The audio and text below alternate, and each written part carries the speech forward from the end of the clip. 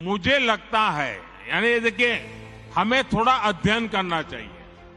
मुझे लगता है कि जो भी 3 तलाक के पक्ष में बातें करते हैं, 3 तलाक की वकालत करते हैं, ये वोट बैंक भूखे लोग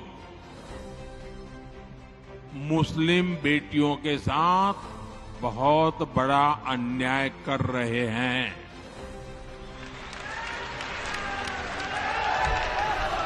अच्छा, कुछ लोगों को लगता है कि भाई ये 3 तलाक से तो सिर्फ महिलाओं की बात हो रही है।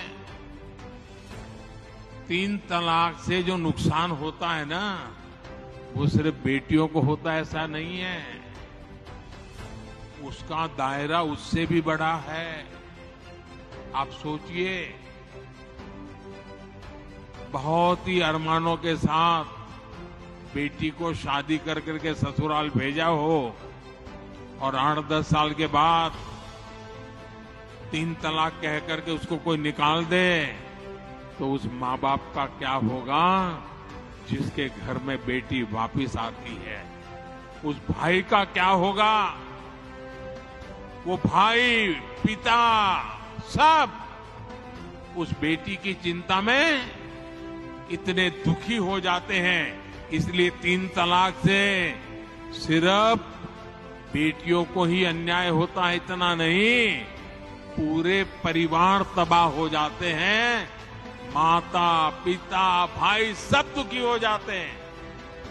और देखिए, दुनिया के अनेक मुस्लिम बाहुल्य देश, इसका इस्लाम से संबंध होता तो दुनिया का कोई मुस्लिम देश 3 तलाक खत्म नहीं करता। मुस्लिम बाहुल्य देश जहां पूरी तरह इस्लाम राज्य है, वहां भी 3 तलाक बंद कर दिया है। मैं परसों इजिप्ट में था, मिस्र में था। मिस्र में, इजिप्ट में 90% से ज्यादा सुन्नी मुसलमान समाज है और इजिप्ट में आज से 80-90 साल पहले 3 तलाक की प्रथा को समाप्त कर दिया। हमसे 90 साल पहले। अगर 3 तलाक इस्लाम का जरूरी अंग है तो पाकिस्तान में क्यों नहीं होता भाई? अगर 3 तलाक इस्लाम का जरूरी अंग है तो इंडोनेशिया में क्यों नहीं होता?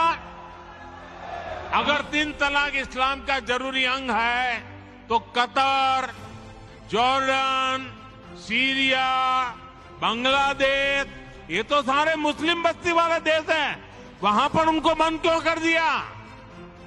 मैं समझता हूं कि मुसलमान बेटियों पर 3 तलाक का फंदा लटका कर कुछ लोग उन पर हमेशा अत्याचार करने की खुली छूट चाहते हैं।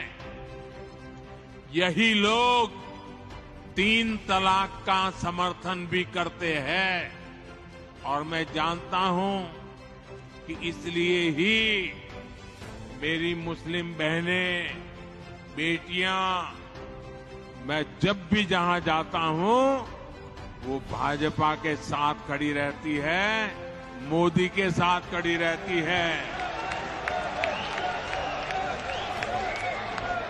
साथियों, भारत के मुसलमान भाई बहनों को भी ये समझना होगा कि कौन से राजनीतिक दल उन्हें भड़का करके उनका फायदा लेने के लिए उनको बर्बाद कर रहे हैं। आजकल हम देख रहे हैं कि यूनिफॉर्म सिविल कोड के नाम पर ऐसे लोगों को भड़काने का काम हो रहा है। आप मुझे बताइए, एक घर में परिवार के एक सदस्य के लिए एक कानून हो, परिवार के दूसरे सदस्य के लिए दूसरा कानून हो, तो क्या वो घर चल पाएगा? क्या कभी भी चल पाएगा क्या? फिर ऐसी दोहरी व्यवस्था से देश कैसे चल पाएगा? हमें याद रखना है कि भारत के संविधान में भी नागरिकों के समान अधिकार की बात कही गई है।